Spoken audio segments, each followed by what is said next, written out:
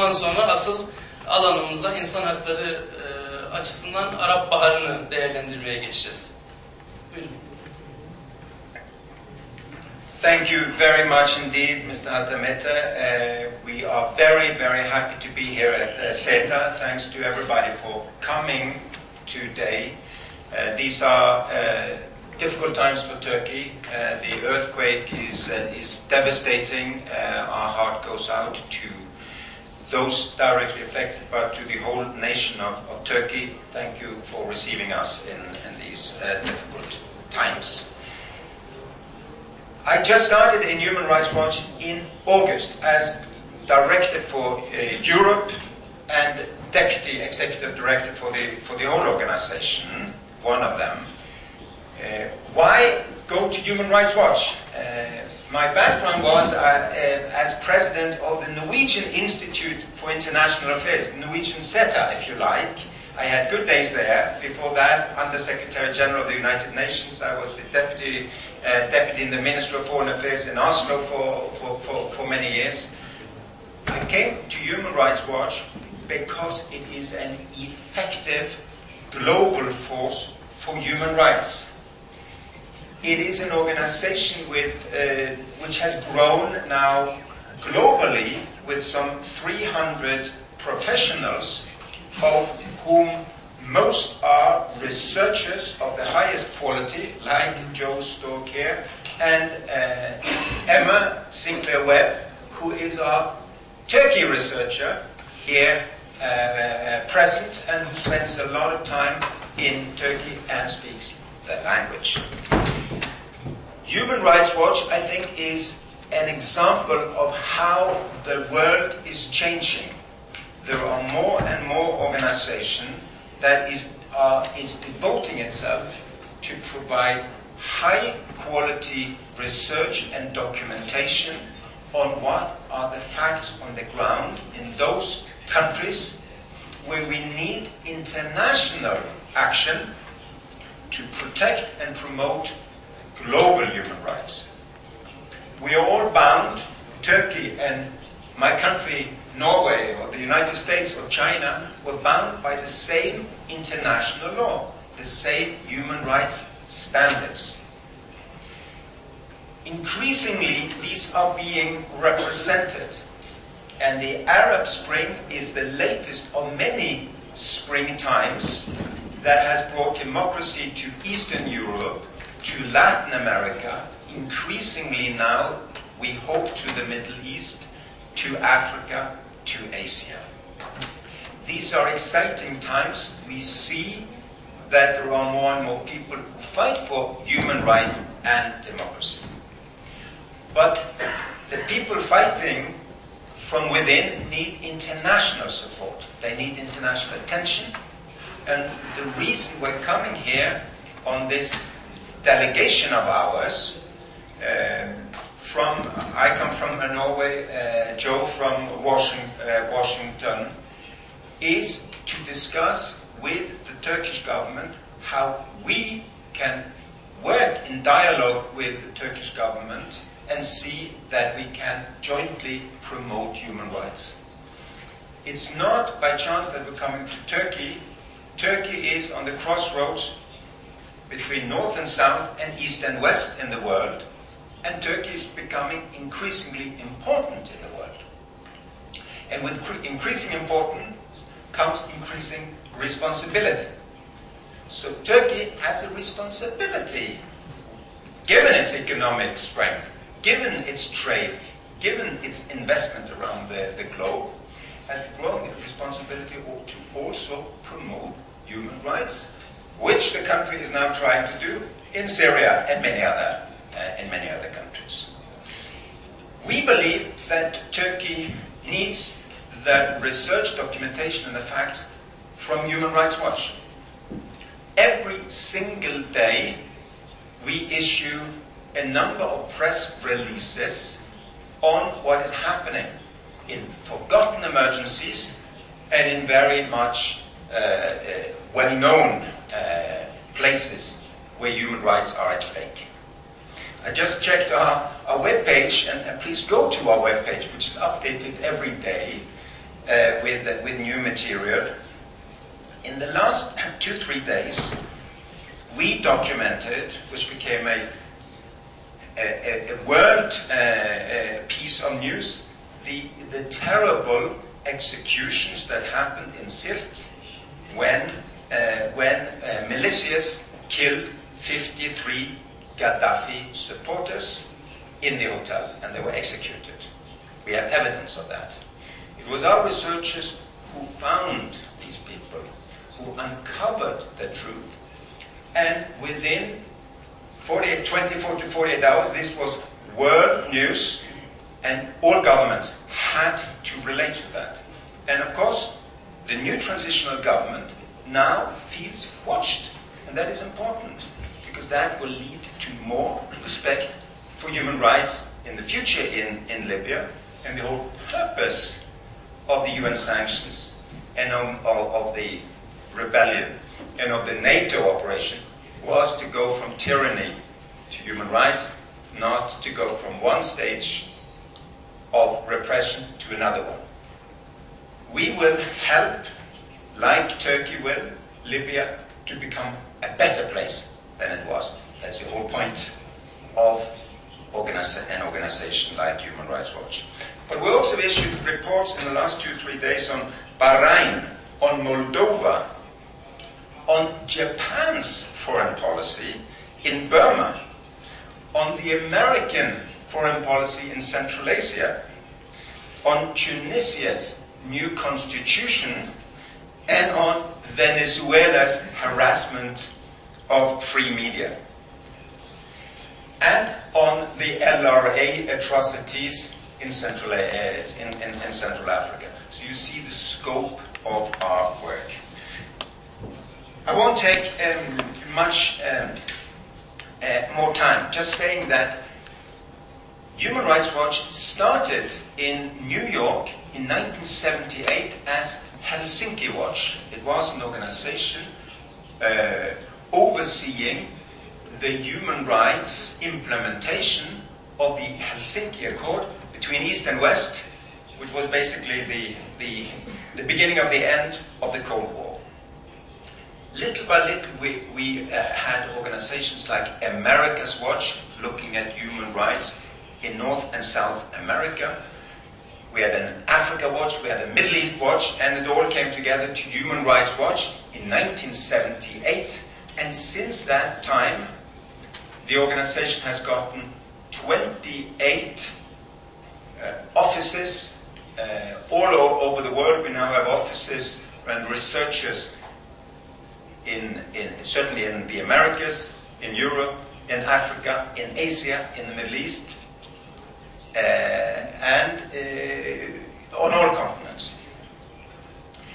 Our hope is to expand further with partners in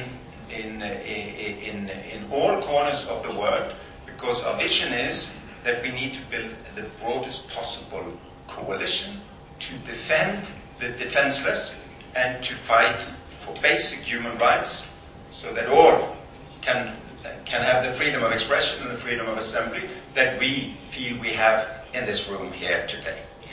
Thank you very much for having us, and we look forward to the dialogue after Joe's talk. Thank you, Jan Egeland.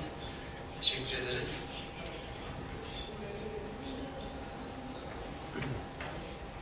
Yes, the floor is yours. Please. Thank you very much, Hatem Bey. Thank you, Jan, and my condolences to Yilmaz Bey, who I had the pleasure of meeting a few years ago, and to all of you who've suffered losses this week in the East. I know it's a tough moment for the country. And all I can say is we stand with you today, these days, in this time of difficulty. I want to talk a little bit today about sort of how we do our work, as well as then how we do it, what we've done in terms of the Arab uprisings. I hesitate to use the term Arab Spring simply because I see lots of signs of Arab winter as well as Arab summer around, so I'm not quite sure where we're moving in terms of the calendar and the seasons. I've been with Human Rights Watch since 1996. Most of my work has been involved in documenting abuses in Bahrain, in Egypt, as well as in Israel and the occupied Palestinian territories. I've done work not only on abuses by governments, the governments just mentioned in particular, but also by armed groups, such as the Palestinian groups like Hamas and Islamic Jihad, where we also hold those kinds of groups accountable for violations of human rights, and particularly violations of international humanitarian law in the armed conflict situation that pervades in that region. I also want to just call attention briefly to some of the other issues we deal with. Our Middle East Division, for instance, has spent a good deal of time in the last several years looking at the problems of migrant workers in the region, and in particularly migrant domestic workers, who are mainly women, mainly coming from South Asia or East Asia, mainly working in the Gulf countries, but certainly not only in the Gulf, and who as women, as domestics, basically relegated to homes, perhaps the most isolated and the most vulnerable of this entire category of workers. We do work, as Jan mentioned, in about 90 different countries. We look at abuses in about 90 different countries, and I particularly stress the fact that the United States of America is one of those countries. And in fact, we have here, I'm not sure if it's out on the table or where, but there's a few copies up here on the table of a summary of a report we recently put out stressing the need for accountability for authorizing acts of torture, the need for accountability for former President George Bush, Dick Cheney, Donald Rumsfeld, and their entourage. So this question of accountability is one that really sort of goes to the heart of our work. I could say the work we do consists of essentially three phases. First of all, we investigate violations. Secondly, we expose the violators. And thirdly, we press for a remedy. And that's where the question of accountability comes in. Now, obviously, we can't cover abuses in every country, and in the countries we do work in, we can't cover every abuse that we might conceivably look at. So how do we prioritize what we do? One thing we look at is the seriousness of the abuse. Obviously, an abuse like torture is something that is extremely serious. Violations of the right to life, extrajudicial executions, and so forth, extremely serious. Secondly, we look at the numbers of people affected. Is this particular violation affecting a particularly large number of people? And thirdly, we ask the question, is this an area where Human Rights Watch can have an impact? Can we make a difference? Our speaking out on this question, can we change things? So we sometimes take on issues that may not be the most serious in the country, or may not be affecting the greatest number of people. But it's an area where our intervention actually can result in some either legislative changes or policy changes that actually ameliorate the situation for the victims. People sometimes ask, quite reasonably enough, what do you mean by human rights? Well, what we mean, sort of our text, you might say, for human rights are the international covenants and conventions that most governments around the world have signed on to. They've undertaken treaty obligations to, for instance, the International Covenant on Civil and Political Rights, the International Covenant on Economic, Social, and Cultural Rights, the Convention Against Torture, and so forth. And then, in Human Rights Watch, we also address the questions of humanitarian law, violations during times of armed conflict. In other words, basically the Geneva Conventions. Our biggest asset, we think, is our credibility. We are challenged all the time. We're challenged, of course, by the governments we are criticizing as being unfair, as being biased, as not understanding the security problems they face, and so forth. We are particularly under scrutiny in areas that are very high profile. Perhaps in our region, in the Middle East, the Israeli-Palestinian conflict sort of holds pride of place here, where not only the parties to the conflict, but the parties who support the parties to the conflict on the outside are scrutinizing every word, every sentence, every fact, and we make sure that we are able to answer all criticisms, to answer all questions, to basically prove the allegations that we are documenting. How do we do this? Our basic sort of watchword is we give voice to the victims. We interview victims, we interview witnesses to atrocities, we look for first-hand testimonies, okay? We don't really accept what we might call hearsay. Probably the most frequently asked question of a Human Rights Watch researcher is, how do you know this? How do you know what you just told me? Is this something you saw yourself?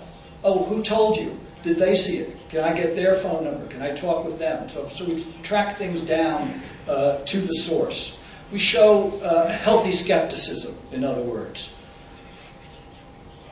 For instance, back in 2002, and I'm taking an example now from the Israeli-Palestinian conflict, the IDF, Israeli Defense Forces, attack on the town and refugee camp of Jenin in the West Bank.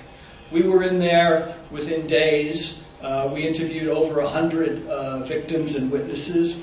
We cross-checked. We got the names of the people who had been killed, and we looked into the circumstances of each and every one of those deaths, and that was the basis for the report we published. Again, we came under very harsh criticism from that as being, somehow partisans of terrorism and so forth, but yet in this report, just like all the other reports that we've done, it's very rare, extremely rare. In fact, I'm not aware of any of the reports I've been involved in over these 15, 16 years of any successful challenge, any case where we actually had to issue an apology or a correction. We do get it right, even if it's not immediately accepted by the parties involved.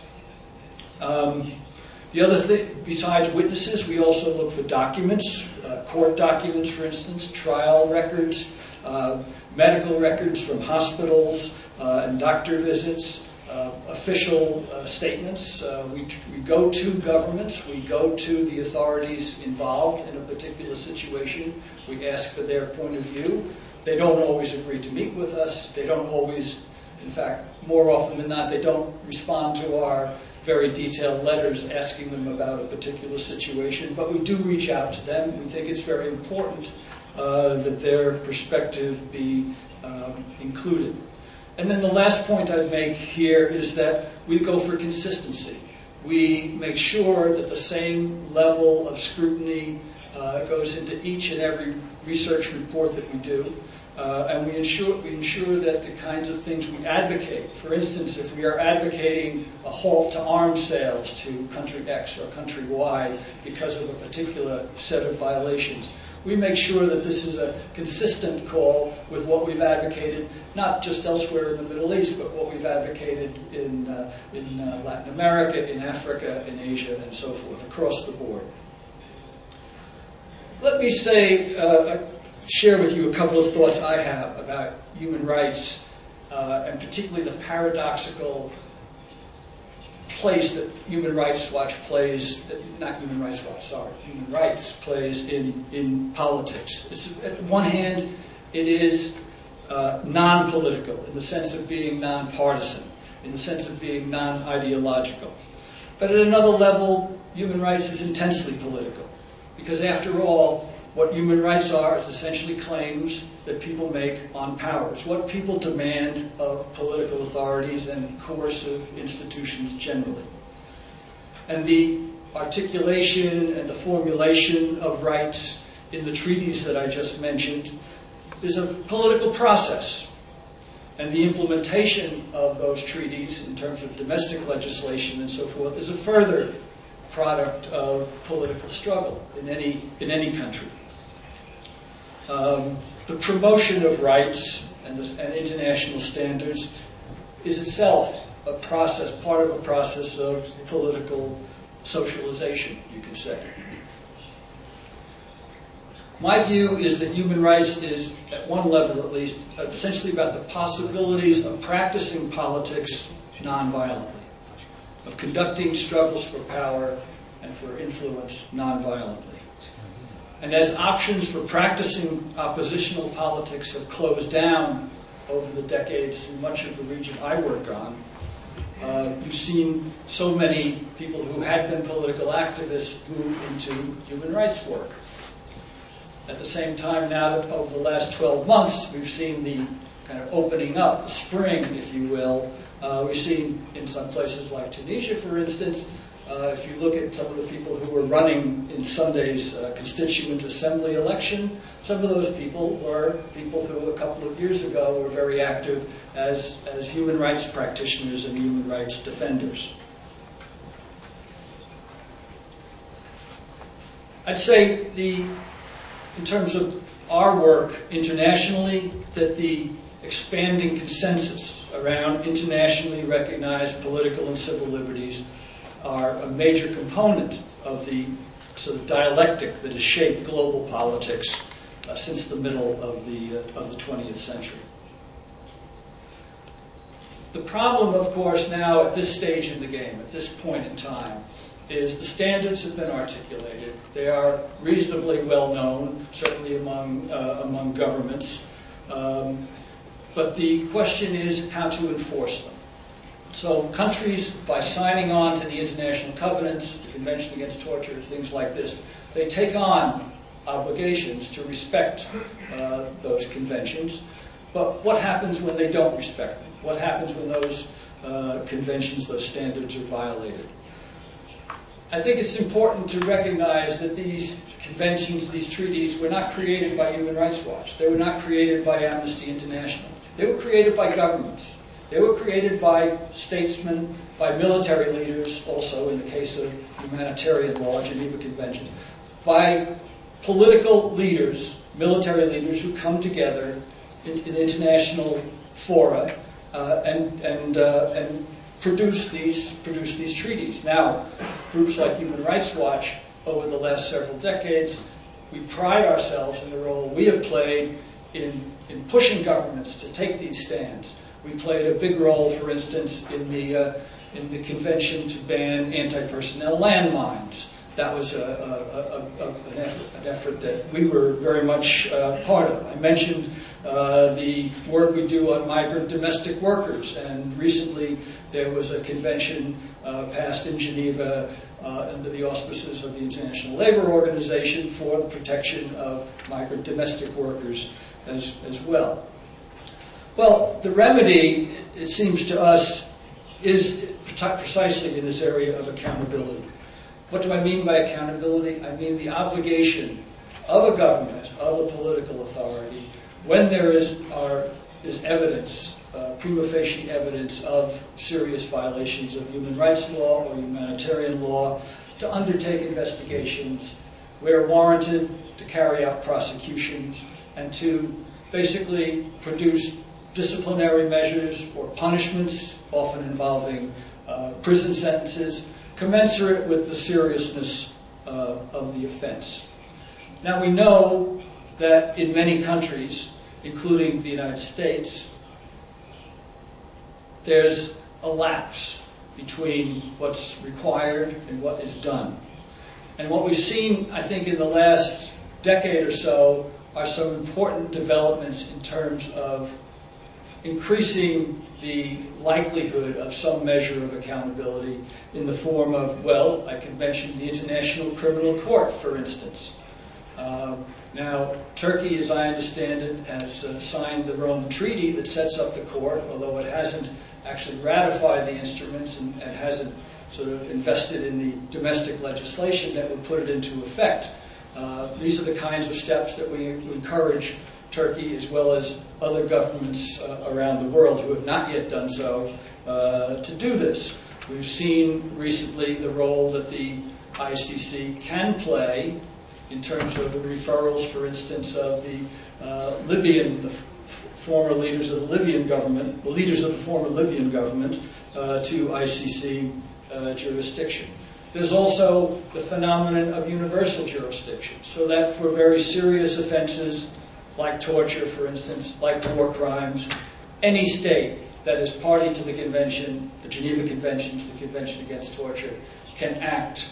This was the basis, for instance, for when Augusto Pinochet, the former dictator of Chile, was arrested in London back in, I think it was 1989. It's more than a decade ago now. Eventually returned to Chile for trial.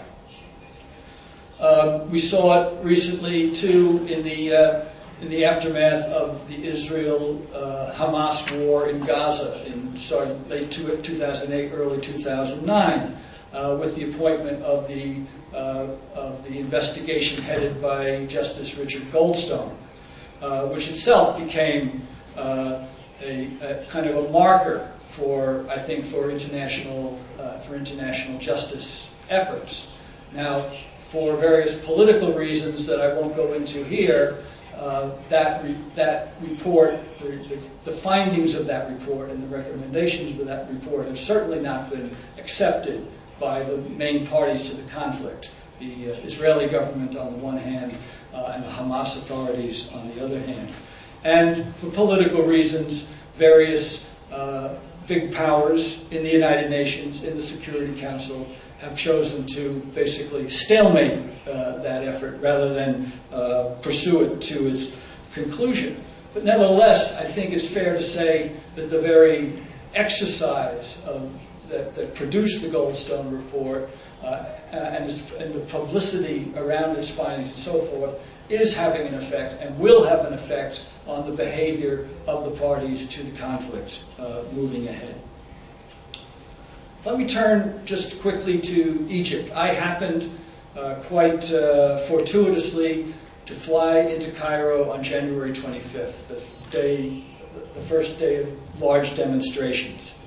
I went there because we had just finished a report, which I took part in the investigation. We just finished a report. I was going to Cairo to release it at a press conference. We ended up not having that press conference because, well, you know what happened after January 25th. But the report was precisely on the question of the failure of the Egyptian authorities to investigate allegations of torture. In Egypt, as in so many other countries, it's the responsibility of the Office of the Public Prosecutor to investigate these allegations when they occur. And basically, our investigation showed the extent to which they had pretty systematically failed to do so and cover up such investigations. And I think, to make a generalization, as I think Hatem Bey mentioned in his remarks, the Arab uprisings that we saw it's hard to think of a single one that was not at its root about human rights violations. And perhaps that's nowhere clearer than in Egypt. The Facebook site that brought people out on January 25th, and then on January 28th, in hundreds of thousands more all around the country, was a page called We Are All Khaled Said. Khaled Said was a young Egyptian man in his mid-20s in Alexandria who was brutally beaten to death in public in June of 2010. It was in broad daylight. It was by undercover policemen who carried out the assault. There were many witnesses. It was the sheer brutality of that assault, coupled with the sort of knee-jerk response of the Egyptian authorities in terms of covering it up and saying, no, he wasn't killed because they smashed his head into the stone steps. He was killed because he was trying to swallow drugs and he choked to death. Well, this was just so transparently preposterous. It made people across the country so furious that it so built up over the following 6 months to the point where, when there was an opportunity for these demonstrations, the opportunity, ironically enough, was the fact that January 25th was National Police Day in Egypt. So it was a Tuesday, everybody had off, offices were closed, schools were closed, people were able to demonstrate, and it far exceeded the expectations of anyone. In fact, I recall speaking with one of the organizers of that first demonstration, what, were you expecting this? Were you hoping for this? They said, no, we were hoping that maybe around the country we'd get 1,000 people. Well, they got tens of thousands of people, and not just in Cairo, in Alexandria, in Suez, in Mahalla, in places. It was an urban phenomenon, basically, but it was all over the country. I think those days and nights in Tahrir Square, what impressed me the most, and I was there, I actually stayed for the 18 days of the uprising, you might say. I happened to leave, again, somewhat coincidentally, on the day Hosni Mubarak left Cairo. I think what impressed me the most was two things. One is the resolute peacefulness, nonviolent character of those demonstrations. As you know, the demonstrators, the protesters, came under assault in the very beginning from the security forces, and then after security forces withdrew, from plainclothes gangs of people who were sent out into the streets by the ruling party with sticks, with Molotovs, in some cases with firearms, to attack the demonstrators. And I was full of great apprehension that as a result of those attacks, that the demonstrators themselves would respond with violent measures. And there certainly was some fighting back. There was stone for stone. There was Molotov for Molotov. There were not firearms, though, and on the whole, things remained quite peaceful. The destruction that took place was targeted at police stations and at the party headquarters in cities around the country of the ruling National Democratic Party. The other thing that impressed me was the sense that people were finally able to express themselves. And people carrying homemade signs out in Tahrir Square. Now, many of the slogans were the same, okay? But they weren't mass-produced in some political office, or certainly not in some factory. They were written out on some kitchen table, okay? Perhaps my favorite slogan of all was, you may recall during those days there was lots of talk, particularly in Washington and other Western capitals, about the fear of a political vacuum. My favorite slogan was one that says, Hosni, the only vacuum we fear is the one between your ears. In Bahrain, my colleagues, the demonstration there, the first large demonstration, took place on February 14th. And yes, it certainly, the number of people who came out, the sort of militants of the demonstrators and so forth was certainly, they clearly had the wind of Egypt and Tunisia at their backs. But February 14th was not an accidental date. It was the 10th anniversary of when King Ahmad announced when the proposal of King Hamad, the National Covenant Charter, was voted on, won a resounding 96% of the vote in 2001. And Bahrainis thought that it meant an elected legislature with some authority, that there was going to be some measure of democracy in the country. And it was indeed the sense of people 10 years later that these promises had been betrayed by the ruling family that brought people out into the streets in Bahrain.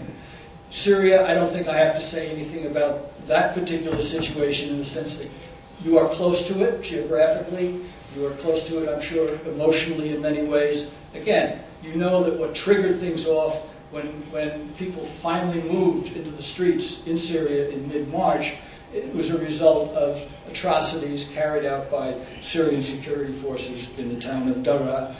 One of the reports that we have available for some of you to take today is an investigation precisely into the massacres and atrocities in Daraa. I think one of the things that enabled us to be on the ground so quickly in Egypt, in Bahrain, in Tunisia, and in Libya was our investment over the previous couple of years in making sure our staff was based there. We have offices in Beirut, in Cairo, in Jerusalem, and we'll soon be opening a small office in Tunis. And it was those years of work in producing the in-depth reports, like the investigation into torture and impunity in Egypt that I mentioned, that enabled us, when we were on the ground in Egypt and Bahrain and Libya and so forth, in doing our quick reactions to the fast-moving events, very much operating as news sources. And with the cutback of the international media, at least Western-based international news networks and so forth over the last few years, I think we've come to play a much more important role in terms of being a kind of first source of impartial information on events like we saw in those countries. And I think it was those years of investment in getting, when things were not so much in the headlines, when it was not very popular to be exposing torture or the failure to investigate torture, that enabled us to speak with some authority to CNN, to Jazeera, to the various other news networks that came to us for information. We found ourselves having to feed this 24/7 media beast, having to constantly balance the demand for short-term responses to what happened yesterday or what happened this afternoon, to devoting time to actually probing into the sort of bigger issues, the underlying issues. That's a challenge we face today still, if we were to talk about the priorities we have going forward. I think my main point here would be that it was this careful attention to detail, this constantly asking the question, how do you know, over the years in these countries, and looking at issues like torture in Bahrain, in Egypt, and elsewhere, that enabled us to respond the way we did and to have the kind of impact that we did. Now, going ahead, we find ourselves facing a number of challenges, and here's where I get to sort of the advocacy part of my remarks. We're talking about situations in all of these countries, well, certainly in Egypt, Tunisia, and Libya now. We have what we might characterize as transitional situations.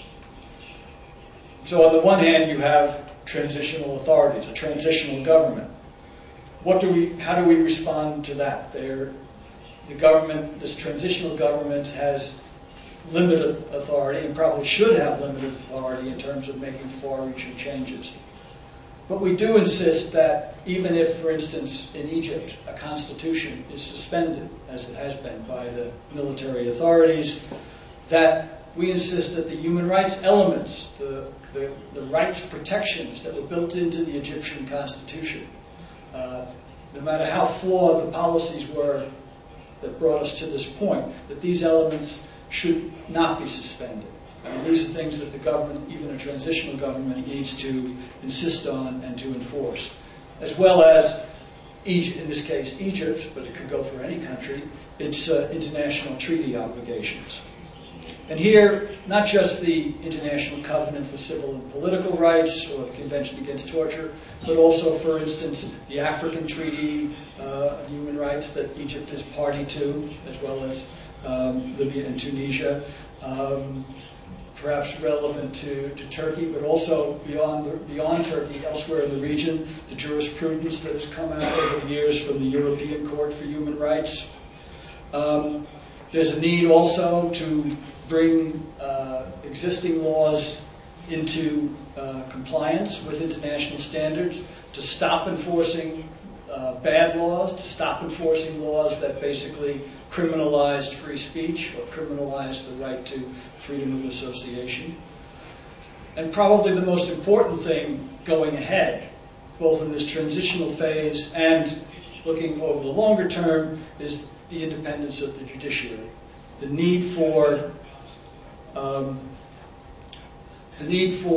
judicial authorities, judicial officers, judges, etc., who have the authority to strike down bad laws, to refuse to convict on the basis of bad laws, and to interpret laws going ahead in line with international standards.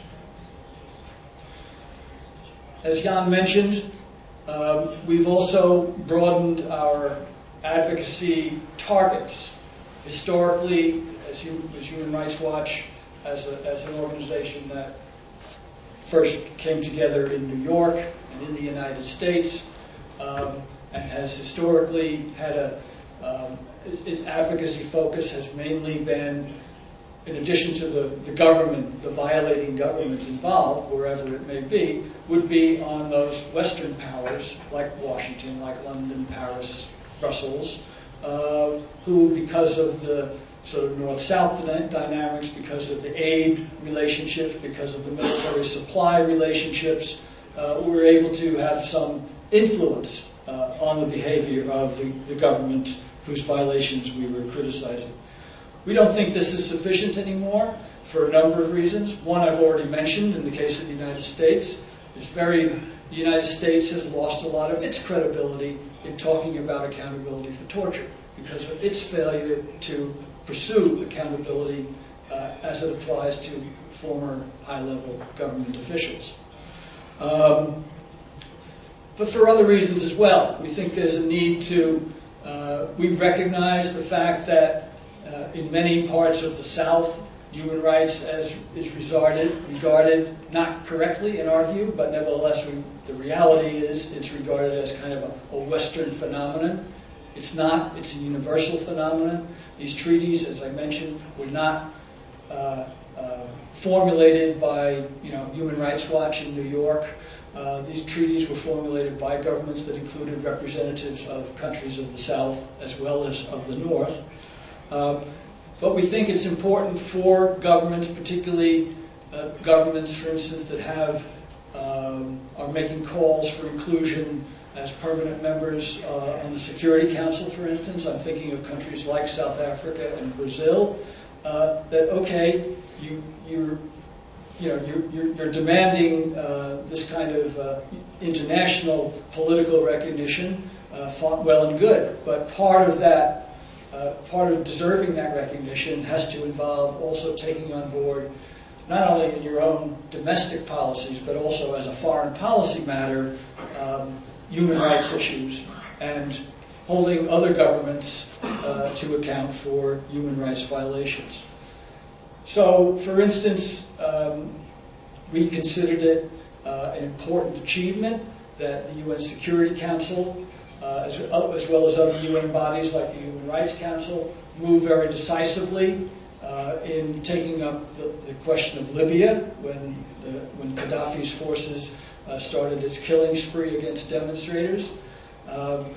We've been extremely disappointed at the failure of the Security Council to take up the issue of Syria in the same kind of diligence, where again the numbers of people killed by the authorities are now, I think, exceed those killed in Libya.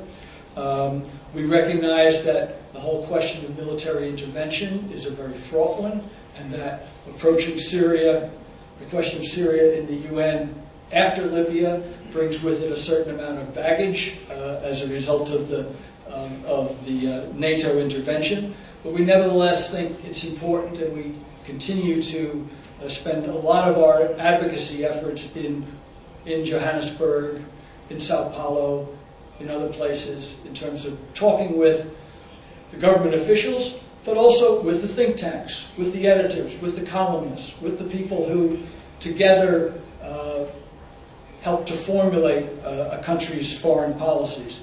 And it's that kind of relationship that we also hope to develop in the case of Turkey, as Jan mentioned. Why is this important? I think, when people say, why is it important for a country's foreign policy to sort of incorporate these human rights elements? So my favorite example is Iraq.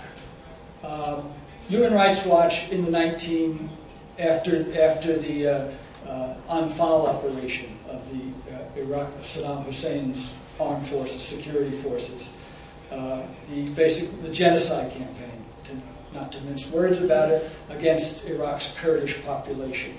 We spent the next 5 or 6 years, through the mid-1990s, making a very big effort. This was before there was an international criminal court, to get states to take up the question of Iraq's genocide in the International Court of Justice.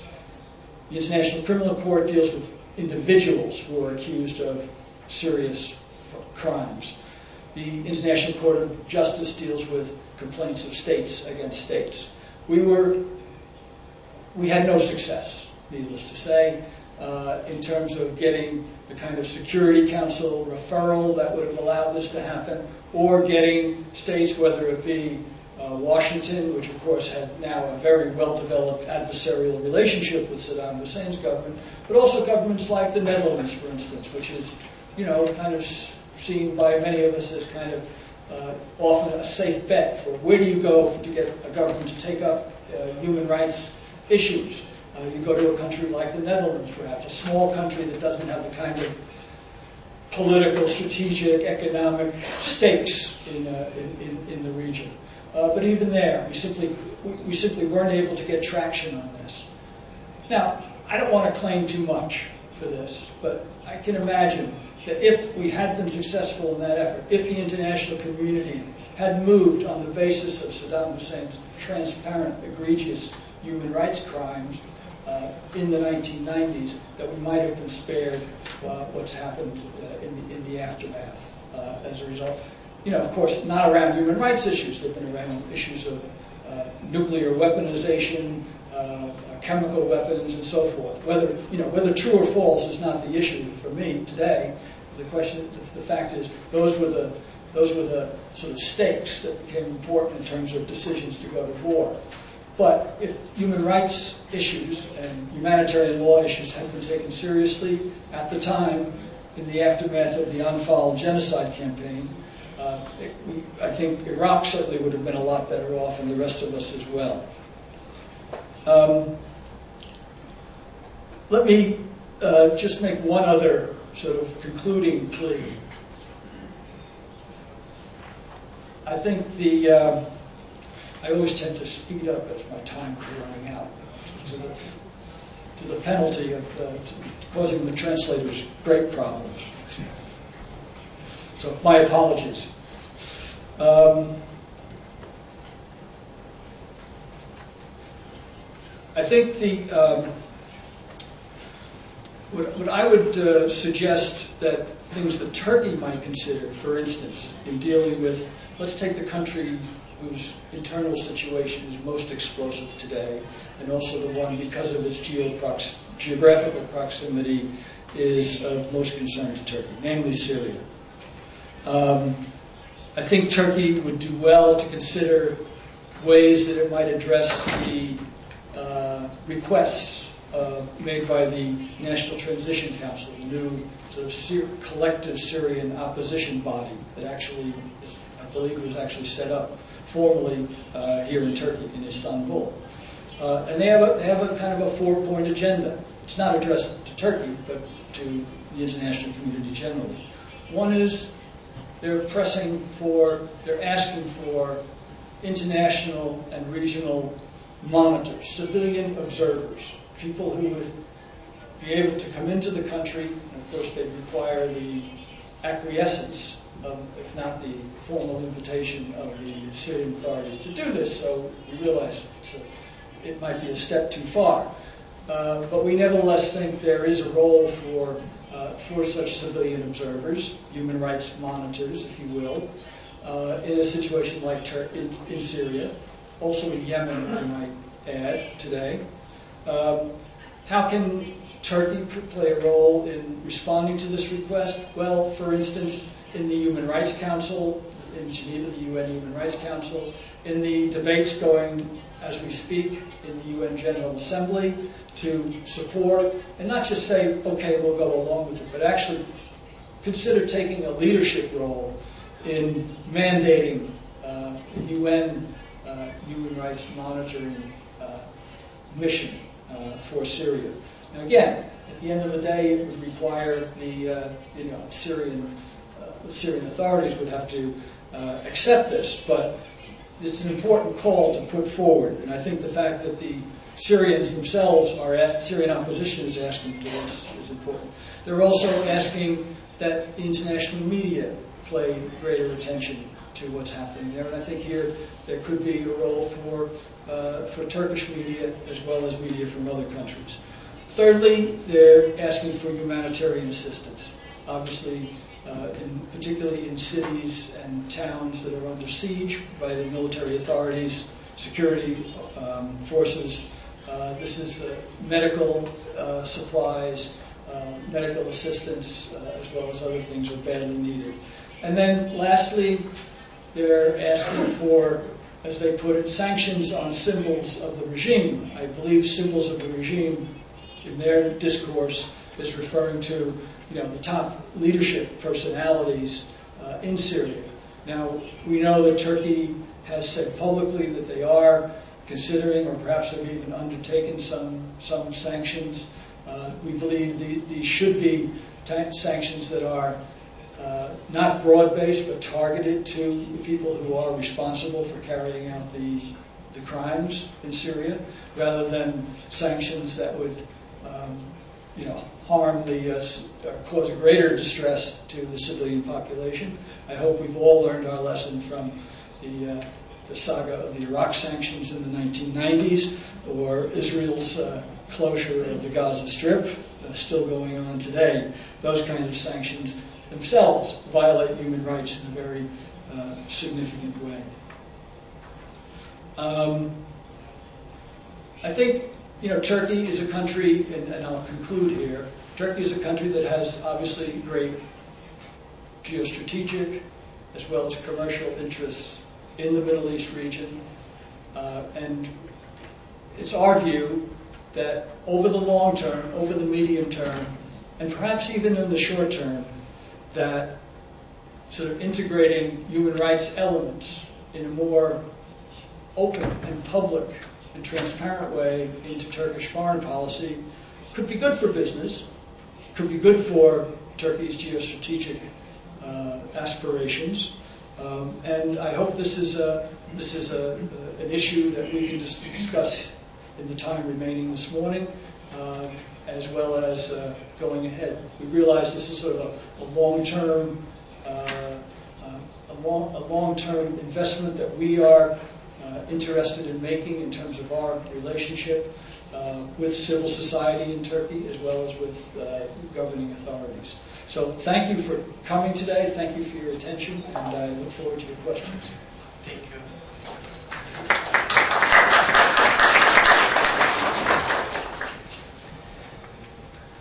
Çok teşekkür ederiz Sayın Storka.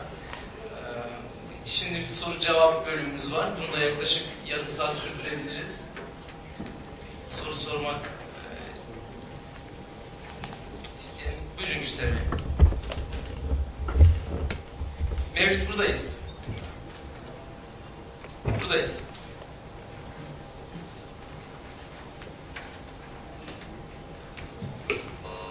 Gürsel Demirok, emekli diplomat. Ayrıca ben 1997-2000 yılları arasında Başbakanlık İnsan Hakları Üst Kurulu Sekreterya Başkanıydım. Ve o tarihlerde sizin kuruluşunuzun da çalışmalarını takip ederdim. Ayrıca Dışişleri memuru olarak da özellikle yurt dışında görevli olduğum tarihlerde yakından izledim. Ve önemsediğim bir o tarihlerde gerek Human Rights Watch, gerek diğer insan hakları ilgili sivil toplum kuruluşlarının Türkiye ile ilgili bir takım gözlemleri de bize gelirdi mektuplarında. Biraz önce Sayın Usta sağlıklı bilgi almanın öneminden bahsetti. Bu bence de çok önemli. Biz o tarihlerde o gelen şikayetleri, insan hakları ihlallerini izlerdik. Ve tabii doğru olan da olurdu, olmayan da olabilirdi. Yani politik amaçlarla sivil toplum kuruluşlarını yönlendirmek amacıyla bir takım hayali insan hakları ihlalleri iddiaları da gündeme getirebilirdi. O bakımdan çok önemli sağlıklı bilgi almak. Bir de siyasi amaçlarla insan hakları konusunun istismar edilmesi konusu var. İnsan haklarının sırf veya kuruluşların ben inanıyorum yani insan haklarına samimiyetle savunucusu olduklarına ama kimi ülkeler belirli siyasi amaçlarla insan hakları konularını da kullandıklarını da gözlemiş oldum. Asıl işaret etmek istediğim husus şimdi konumuz Arap dünyasındaki gelişmeler olduğu için yani bu ülkelerde insan haklarının güçlendirilmesi için neler yapılabilir önümüzdeki süreçte? Ben burada sivil toplum kuruluşlarının önemli olduğuna inanıyorum. Özellikle yani Arap dünyasındaki sivil toplum kuruluşlarının ne kadar güçlü olduğu konusu tabii tartışılabilir ama sivil kuruluşlar o ülkelerdeki sivil toplum kuruluşlarla daha yakından temas kururlar ve oradaki bu konulara ilgi duyan kişileri eğitim programından, eğitim sürecinden geçirirlerse iyi olacağını inanıyorum. Yani bunun Doğu Avrupa ülkelerinde geçmişte uygulanan hala uygulanıyor mu bilmiyorum ama o ülkelerde sivil toplum kuruluşları eğitim sürecine tabi olmuşlar. Aynı süreç buralarda da müddet olduğunu düşünüyorum. Ve Türkiye'nin de bu konuda SETA gibi kuruluşların insan haklarına yakından ilgili yaklaşım katkıları olacağını inanıyorum. Teşekkür ederim. Teşekkür ederiz. Bir iki soru daha toplayalım. Ondan sonra buyurun. Teşekkür ediyorum. Orhan Atılar, Arda Milletvekili. Tabii bugün özellikle insan haklarının ihlal edildiği coğrafyaya baktığımızda bu coğrafyanın ekseriyeti itibariyle İslam dünyası oldu.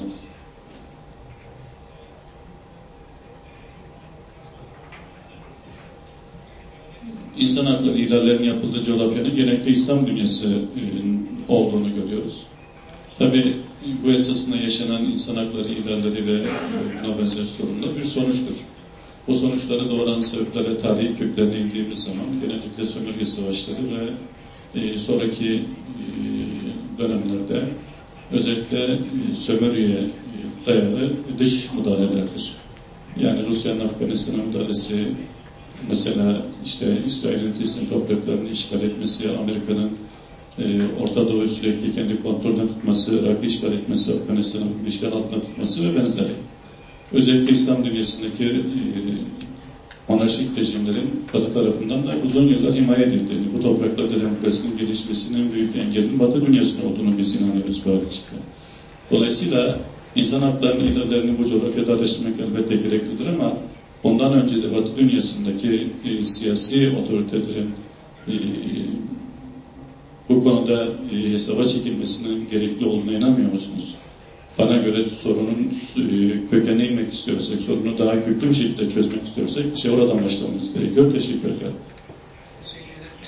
İnsan hakları, uluslararası insan hakları örgütlerinin de güvenilirliği düşük. Böyle bir profil var. Şimdi bu düşük profilli hem devletler bazında Batı dünyasının bu problemli bölgelerdeki güven düşüklüğü hem de uluslararası insan hakları örgütleri gibi örgütlerin güven düşüklüğünün ardından burayla ilgili üretilebilecek çözümlerin Doğu dünyasının da içerisinde olduğu yeni bir uluslararası örgütlenme biçimiyle olabileceğine inanıyorum. Yani bunu Türkiye'de son 8-9 yılda uluslararası ilişkilerinde gösterdi. Türkiye dış politikasında kendi anlayışının farklı olduğuna inanıyorum. Farklı anlayışını, bunu işte Libya'daki politikalarında gördük. Uzun süre Suriye'nin Batı dünyasıyla yaşamış olduğu problemi çözmek için çabalarında gördük. Irak'taki politikalarında gördük.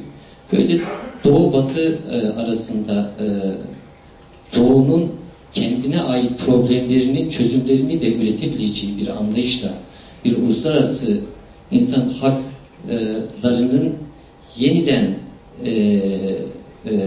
anlaşılması ve insan hakları ihlallerinin de hem gözlem anlamında hem de çözüm üretilmesi anlamında bir çalışma var mı Batı dünyasında? Bunu merak ediyorum doğrusu. Teşekkür ederim. Biz teşekkür ederiz. Sizden başlayalım, buyurun.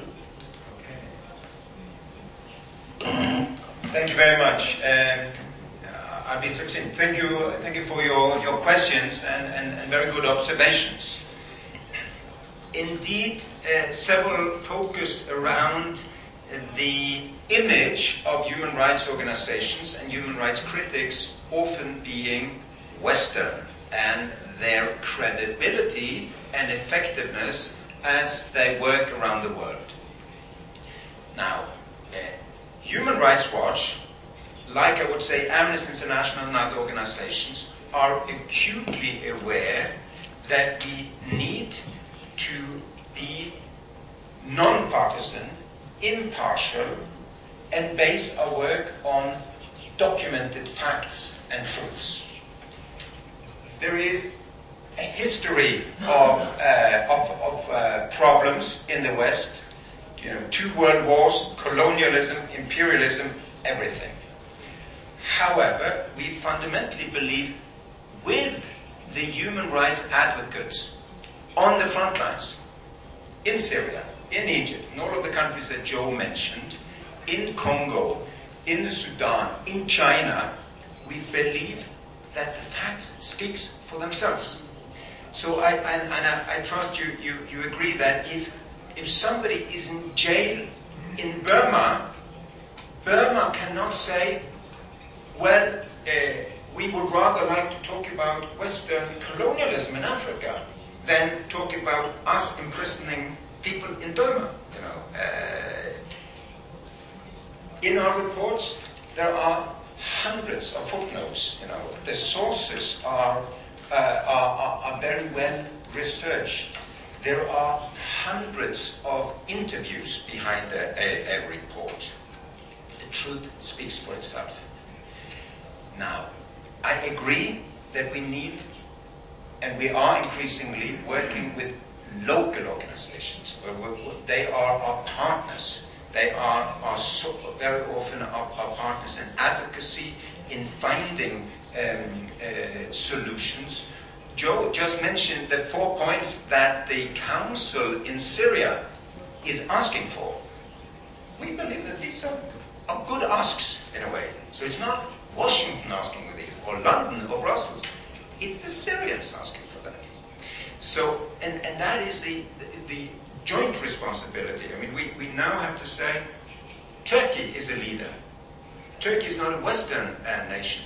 Turkey needs to lead the human rights struggle. Not just trade and invest, but lead in the international norms, which are non-confessional, which were voted through in the United Nations by a majority of non-Western countries. I mean, the UN covenants were voted through with the third world votes.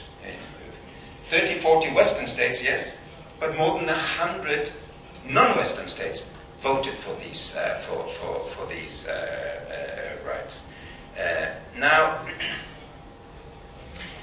should Western powers be held accountable for what they're doing? Yes.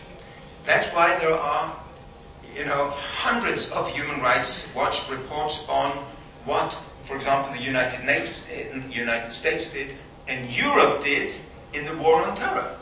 So one of the things we exposed recently was that the same Western powers that were bombing for change from Gaddafi to democracy in Libya had extradited prisoners to Gaddafi during the war on terror that were tortured by Gaddafi. Of course, this is hypocrisy. And who exposed it? Human Rights Watch. So this is our invitation to our friends in Turkey. Make the human rights quest a truly global one, where there are as many Turks, as Norwegians, as Americans, as Brits, as Indians, fighting for universal human rights. That's our joint cause here. Thank you for your questions. I see sort of basically there were three questioners, these 3 points of question. In terms of working with local organizations, we do work with local organizations, human rights organizations, in those countries where there are such organizations operating. We're very keen to have their input. When we make up our agenda in terms of our research priorities in a country, say like Egypt, of course the views of Egyptian human rights organizations play a role in there. How can we, what are the issues they think are important? Of those issues, what are the ones where they can handle them themselves? What are the ones where they think our coming in, either because of our methodology or our credibility or the sensitivity of the issue or whatever, we can play a role that they can't. We don't train organizations. There are human rights organizations in the world that do training and do capacity building. But what we do, and what I have myself done in Bahrain and in Egypt, is work very closely with a local group on producing a report. So we work hand in hand, basically producing the same report. And those reports are often released as joint projects of, for instance, Human Rights Watch and the Egyptian Initiative on Personal Rights, to take one example that I worked with. So in that way, it's not a training per se. By working very closely with the researchers of that organization, we are kind of demonstrating the way we go about our work. They're very keen to pick up on how we go about the work, the methodologies we use, and so forth. So I think that's one way we address that need. Secondly, in terms of, yes, there is a historical responsibility, there's a political responsibility, but then there's a criminal responsibility. And I think we always have to distinguish. We can't use a political responsibility, the role of an occupying power, for instance, or the role of a colonial intervener, or the history of Western imperialism and colonialism, to excuse crimes that are being undertaken by governing authorities in a country like Egypt, like Libya, like Tunisia, for instance, or in the Israeli-Palestinian conflict. Yes, absolutely criticize the crimes committed by the occupier, Israel, but you also have to criticize crimes that are committed by people who are, in the name of resisting occupation, doing it in a criminal fashion, frankly. One last point. Several of you raised the issue of sort of Muslim traditions, and I don't agree actually that most violations are taking place in Muslim societies. I'm not sure there's a factual basis for making that claim.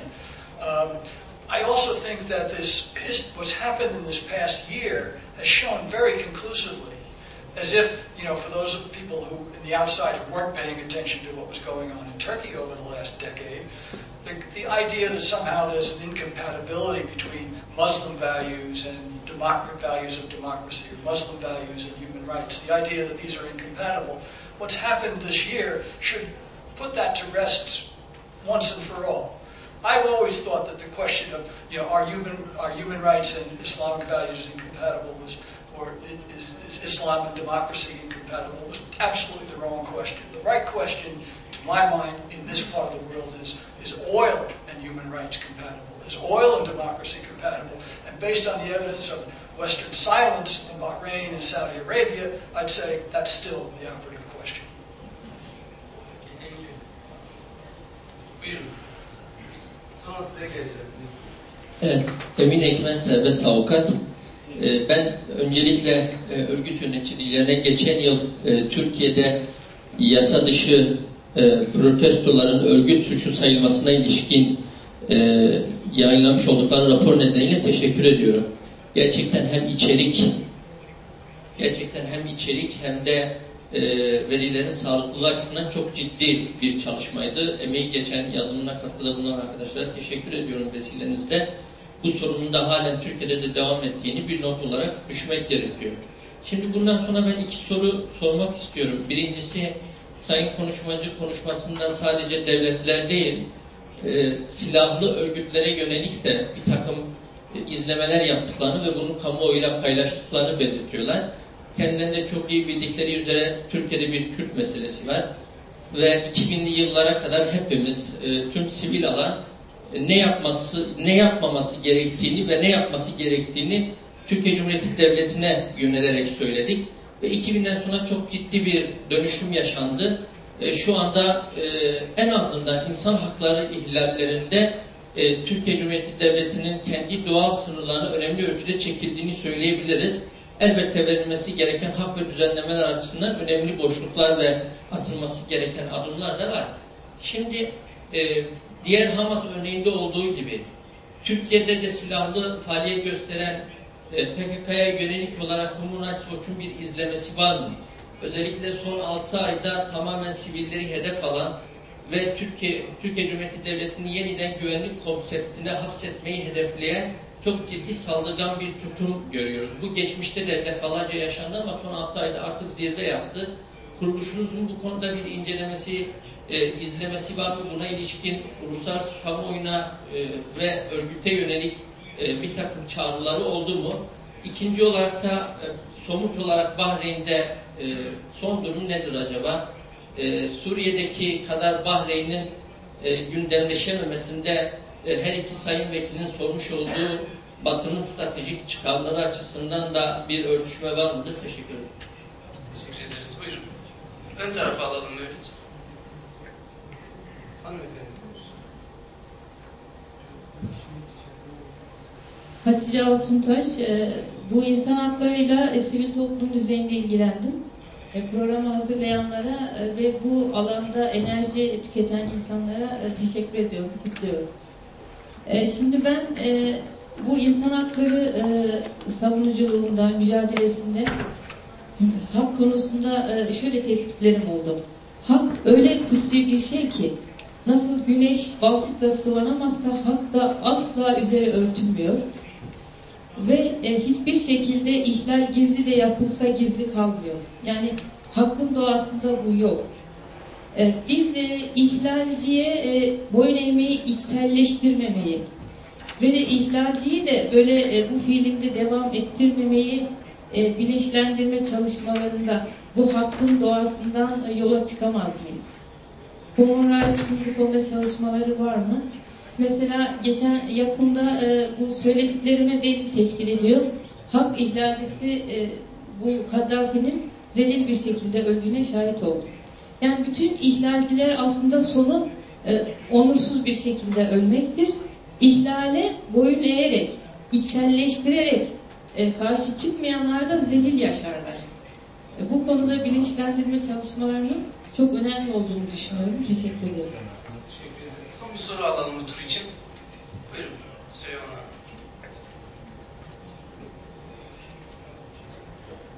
Öncelikle konuşmacılara bireysel ve kurumsal çabalarından dolayı teşekkür ediyorum. Ben biraz daha Süleyman Arslantaş, Mahrum Ekonomik ve Kültürel Dayanışma Vakfı Başkanı. Ben biraz daha somut bir takım şeylere somut cevaplar istiyorum izninizle. Bu kuruluşun tarihi tarihi 1970'lere kadar gidiyor. Ama 1970'lerden bu yana birçok olaylar cereyan etti. Ben kısaca birkaç tanesine temas edip ve bunlara cevap istirham ediyorum. Mesela 1982'de Sabra ve Şatila katliamı oldu. Keza 1988 Mart'ında Halepçe'de bir katliam oldu. Yine 3 Temmuz 1988'de Amerika'nın Körfez'de bulunan Wisconsin uçak gemisinden atılan bir füzeyle 296 yolcusuyla sivil uçak Körfez sularına gömüldü. Ve yine Hamas-İsrail çatışmasında, keza Hizbullah İsrail çatışmasında, 8 yıl süren İran-Irak savaşında saldırgan taraflardan daha çok saldırgan taraflar yaptırma muhatap kılındı. Şüphesiz ki kendilerinin ve kurumsal olarak ortaya koydukları çabaların elbette bunda suçlu olarak addedilmesi mümkün değil ama bilhassa Amerika'nın bu konudaki somut tutumları neler oldu ve kendilerinin buna karşı yaptırımları, buna karşı raporları hangi düzeyde cereyan etti ve son olarak kendi temennim olarak ifade ediyorum. Amerika insan hakları konusunda gölge etmesini başka insan istemiyor. Teşekkür ederiz. Bu tura cevap verelim, sonra bir tur daha yaparız. Yeah, we have to divide, I think. On Bahrain and Turkey, I think you should speak. Could I just perhaps very briefly say to the lady, I agree that rights are cannot be violated ever. They are sacred to the extent that, yes, we have to document exactly when and how they are violated. And there is, irrespective of creed, religion, culture, political affiliation, a responsibility to protect the defenseless.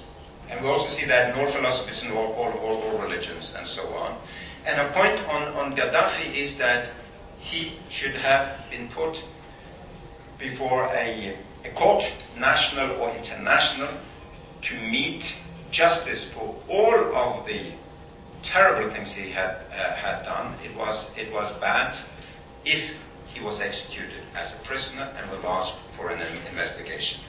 In terms of the long catalogue of things that have happened since the 70s, well, all of the instances that have involved superpowers or great powers, like the United States, yes, we have documented that. You can find it in the long list of reports and press releases and so on, including what Israel did in those cases.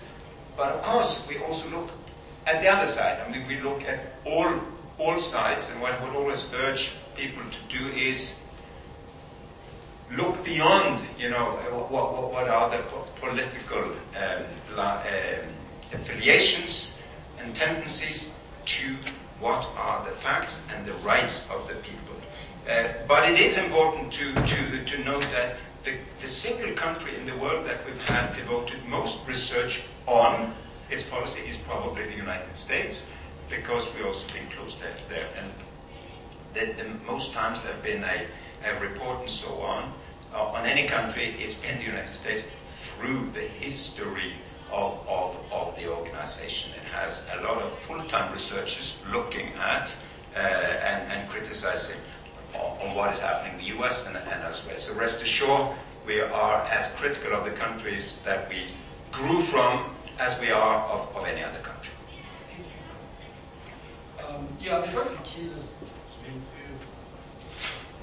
Okay. The point about some of the historical atrocities that were mentioned, like Sabra Shatila, Halabja, and so forth. Well, as I mentioned in my remarks, the Iraqi attacks, atrocities against the Kurdish population in Iraq is something we very much worked on. I should point out that the Middle East Division of Human Rights Watch was set up in 1989. So we weren't around in 1982 when Sabra Shatila happened. And we're not in the habit of sort of issuing opinions based on news reports, okay? We weren't around to investigate Sabra Shatila. I would point out, however, that when the case to bring Ariel Sharon to justice in Belgium under universal jurisdiction. When that effort was made several years ago, it ended up failing. Belgium passed a law that modified its universal jurisdiction legislation, but we very much and very publicly supported that effort to hold Ariel Sharon accountable for his alleged crimes. Let me close by sort of pulling a few of the questions together. A colleague back there asked about the Hamas and the PKK, and a colleague then subsequently asked about the U.S. Military actions by the U.S. and whether or not we take those on. We don't address, as a human rights organization, we don't address the question of whether a state or a group of people should go to war or should take up arms for whatever purpose, okay? That's in our view, that's a political question. What we take on is if that decision is made to go to war, or in the Palestinian case, for instance, to take up arms, or in the Turkish case of the Turkish Kurds to take up arms, we're not a pacifist organization. We apply the rules, the law, the standards of international humanitarian law. Principle number one, you cannot target civilians. Number two, you can't carry out attacks that are indiscriminate so that civilians are put at, or civilian property for that matter, is put at unnecessary risk. So, when those principles are violated, whether it's by a superpower or a mini power with, supersonic warcraft and precision missiles and so forth, or whether it's carried out by people who strap a vest around themselves and go into a cafe or an army base, well, it's all the difference in the world to us as to whether they went into a cafe or an army base, okay? The question is, are they violating that fundamental humanitarian principle of civilian immunity? Civilians should not be subject to attacks or indiscriminate, or to targeting or indiscriminate attacks. That's the basic principle. It's one we've applied in looking at the occupied territories. It's one we would apply to any situation like that, whether it's in Turkey or in Palestine or in Kashmir or in Colombia. I mean, you name it. Similarly, we've done many, many reports, as Jan mentioned, on the U.S. and Western policies on the war on terror, including the policies of rendition to countries like Egypt and Libya, where people are tortured for information that would sort of feed into the so-called war on terror. But also, back in the 1991 Gulf War, we put out a book of 500 or 600 pages. It was called Needless Deaths, and I think the title alone, Needless Deaths, can give you an idea of sort of what it was about. And it was about U.S. Or coalition, but the coalition is essentially the U.S. The way it carried out its, particularly its air campaign against Iraq in 1991. We did a similar report in looking at the attacks, particularly guided precision missile attacks, so-called smart weapon attacks in the U.S. Invasion in 2003. So yes, we take those on.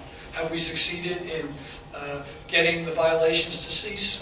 I can't make that claim with regard to the U.S. or Israel or Hamas or any other party, but we're continuing to try. Son bir tur atabiliriz. Buyurun, baştan arkaya doğru gelelim. İki sayın konuşmacıya da teşekkür ediyorum. Bu sorun iki sayın konuşmacıya yönelik olacak. Benim ismim Faruk Altuntaş, eğitimciyim ve insan hakları aktivistiyim. Şimdi gördüğüm kadarıyla iki sayın konuşmacı da insan hakları konusunda bir hayli zamanlarını harcamışlar ve bir hayli saygın işler üretmişler. Ben şunu öğrenmek istiyorum. İnsan haklarını ihlal eden ve edilenler noktasında ihlal edilenler zayıf kaldıkları için bazen sizin hazırladığınız raporlara tepki göstermek isterler, şüphesiz. Fakat sizin raporlarınıza onların tepkisini ortaya koyması, belki medyayı kullanamamaları, çeşitli araçları kullanamamaları dolayısıyla zordur. Fakat güçlü olanlar açısından sizin konuşmalarınızdan şunu anladım. Mümkün olduğu kadar objektif olmaya çalışıyorsunuz ve çok taraflı dinlemeye çalışıyorsunuz, öğrenmeye ve dokümante etmeye çalışıyorsunuz. Acaba güçlü olan tarafından hiç baskı gördünüz mü? Bu baskıdan ben bir tane eğer var ise örnek almak istiyorum sizden. Teşekkür ederim. Lina Judy, I'm a Syrian investigation journalist. Thank you that you mentioned that we really don't want to see like another Iraqi situation in Syria, and we really have to spare time. So you mentioned that Syrians asked for many things, and when it comes for international protection, they asked for not like NATO intervention. They asked for observer and international monitors. So about that, do you think that it's enough to say Human Rights Watch or other organization? It's enough that Syrian regime doesn't allow to enter on the ground? Don't you think that we need a real effective plan to deal with the Syrian situation in upcoming days? Actually, there's another question about the big difference between the numbers the Human Rights Organization announced and the other local organization. You know, I think most of Syrians, they think that we need to see more cooperation between those.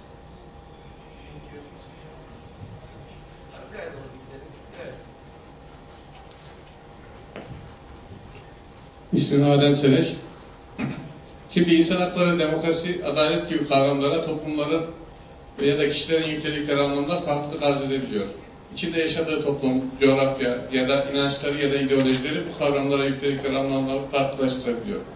Zaten farklılaşması da bence normal. Çünkü eğer başka türlü olursa bu bir dayatmacılığı da beraberinde getiriyor. Yani bütün dünyaya insan hakları dayatması ya da demokrasi ya da adalet dayatması gibi dayatmaları da beraberine getiriyor. Bir, İnsan Hakları İzleme Örgütü bu anlayışını, insan hakları ya da demokrasi anlayışını güncelliyor mu, yeniliyor mu? İki, yaptığı raporlarda, çalışmalarda bölgesel ya da düşünce anlamındaki farklılıkları dikkate alıyor mu? Teşekkür ederim. Teşekkür ederim. Devam edelim isterseniz. Birkaç soru daha alıp tamamlayalım. Buyurun. İsmim Şerife Gülerman, Mazlum Değer Ankara Şube Başkanıyım. Toplantıyı düzenleyenler ve katılımcılara teşekkürlerimi iletiyorum. Gaddafi'nin öldürülmesiyle ilgili hedef gösterilmesi hususunda biz de şu an bazı çalışmalar yapıyoruz. Hunharca, insanlık dışı bir şekilde öldürüldü. Bu aslında yargısız infazların bir sonucu. Saddam da tam anlamıyla yargı sürecinden geçirilemeden infaz edilmişti. Hakeza biz Üsame Bin Laden için de aynı şeyi söylüyoruz. Yargısız bir infaz durumu yaşadı. Human Rights Watch bu konuda ne düşünüyor? Yani mesela Üsame Bin Laden'le ilgili bir şey söylemiş miydi? Belki biz bunu kaçırmış da olabiliriz. Bunu merak ediyorum. Teşekkürler.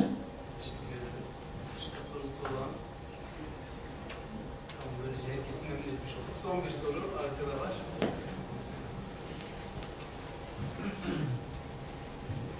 Harun Özçelik. Ben daha önceki iki sorunun tam cevabını alamadığımızı düşünüyorum. Özellikle PKK'nın ve ABD'nin sivil insanlara karşı yaptıkları eylemler hususunda örgütünüzün tavrı nedir? Ve bununla ilgili somut bir takım açıklamalar yapılmıştır. Onu tekrar yapar mısınız? Teşekkür ederim.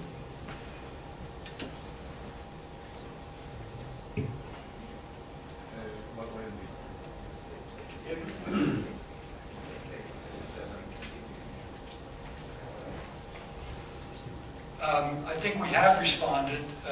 Well, let me take that last question first and then move back. I think we have responded in both cases. Now, that doesn't mean that we address every violation by every violator. We can't do that. Yes, we're a large international human rights organization, but we're not that large. We have limitations on what we can do, and we have limitations on what we can investigate.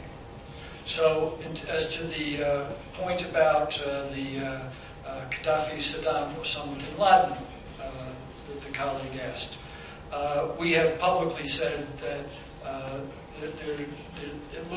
there's certainly a lot of circumstantial evidence pointing in the direction that Gaddafi was extrajudicially executed. That is, he was killed after he had been taken into custody. He was still alive when he was taken into custody, and he was killed. And if that proves to be the case, then yes, that's clearly a war crime. The people responsible should be held accountable. I don't think you can say the same about Saddam Hussein, that you can't say it was an extrajudicial execution. You can criticize, and we did criticize, the judicial process that was, that led to the death sentence and the execution. I should say at the outset, too, as a human rights organizations, we are categorically opposed to the death sentence, whether it's judicial or extrajudicial. But I wouldn't put Saddam in the same category. In the case of Osama bin Laden, I think we did say something, but we certainly did not say something conclusive like it appears to be an extrajudicial execution. Frankly, we don't know. There's been very little information released on that. Osama bin Laden's situation, what went on in that compound that night and so forth. I agree, there's many reasons to question what happened, but it's certainly not clear-cut, or it's certainly not as clear-cut as the Gaddafi case seems to be.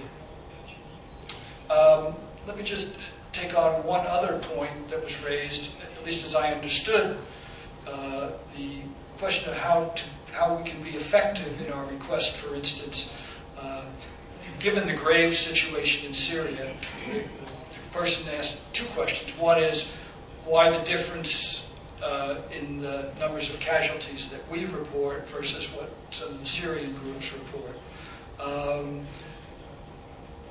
We are in close touch with the Syrian organizations.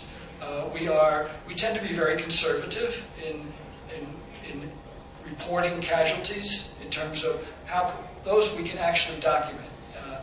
For instance, where we have a name, we know that person's, usually, if we can, an age, the circumstances of their death. Was it in custody? Was it on the street? Was it during a clash? Was it after they've been taken away by the security forces and so forth? Well, we know that person goes on our list. Okay, so we do say that the UN and other sources are reporting, for example, 3,000 deaths. We will say we have documented, well, I don't know what the number is right off the top of my head at the moment, but say 1,200, that we have documented 1,200. We have every reason to think the actual number is larger than that. In terms of how to be, the other Syria question was, how can we be more effective? Look, because observers, monitors, what can they do? How can we even ensure that they get into the country? And I have to confess, the answer is we can't. We can't ensure. We don't have a police force, Human Rights Watch. And for that matter, neither does the International Criminal Court. We depend on the international community. Now, this could be a long discussion, which time we don't have this morning, but in terms of talking about, whether there should be or could be the kind of intervention, safe haven, this kind of approach taken by the international community as was taken in Iraq in 1991, or more recently the Libyan intervention. Is that a good thing, or is it even possible given the Syrian situation? Anyway, those are the kinds of questions one would have to ask about that. Just yeah. it's very normal that you have priorities, but the questions are insisted on what is the criteria behind your definition of priorities. Why, yeah, or you. Both questions were about PKK or other non-state actors was seeking for your priorities. What is the criteria behind your priorities? We know that the world is very large and there is very criminal attacks that you cannot catch up with. But how you define one specific country or actor and... I think it's a good question. I mean, whom would we have bad conscience about in the world? I would think that in average we would focus less on violations on average in Africa than we would in the Middle East. We would be having much more critical attention actually on the United States than we would have on India, say. I mean, yes, so there are imbalances in what kind of research resources we would have. Of course, when PKK is doing terror, attacking civilians, yes, of course we criticize that, and we do all other places where we get the information. Is there any political bias in our work? I do not know of that, but indeed, in some places we are better represented than elsewhere. In some places of the world we are better resourced than other places. I would think that in the Central African Republic we are. There is a greater likelihood that things would escape us than it would in Gaza, for example, which we would follow very attentively, as would Turkey. We would want more resources. We're trying to build more resources to have more 24/7 around-the-clock attention in all countries, all over the world. But we failed to do that. As we would on Syria, hope to see the United Nations civilian human rights observers from the High Commissioner for Human Rights be able to deploy to Syria, but they cannot. They are prevented from being there. The ideal situation is that there are human rights monitors in all countries that have strife, tension, conflict, or other big sources of human rights abuse. So I hope that was a little bit to clarify the priorities. But we go everywhere we know of a big problem. We try to find the resources to discover that, and we are totally apolitical, and we don't take any money from any government. All our funding comes from private individuals. Nothing from any countries or governments anywhere. If we're ending, I would like to thank you very much for being our hosts for this for us, very important meeting. We hope to learn more about Turkey, to be more in dialogue with Turkish organizations and with institutions like SETA, as we look forward now to have good debates and dialogues and exchanges with the Turkish government that we hope will continue and even grow in its human rights work. Thank you. Her iki katılımcımıza da çok teşekkür ediyorum. Size de bu saate kadar beklediğiniz hem de çok canlı bir şekilde tartışmaya katıldığınız için teşekkür ediyorum. Dışarıda resepsiyon var. Orada da konuşmaya devam edebiliriz. Buyurun.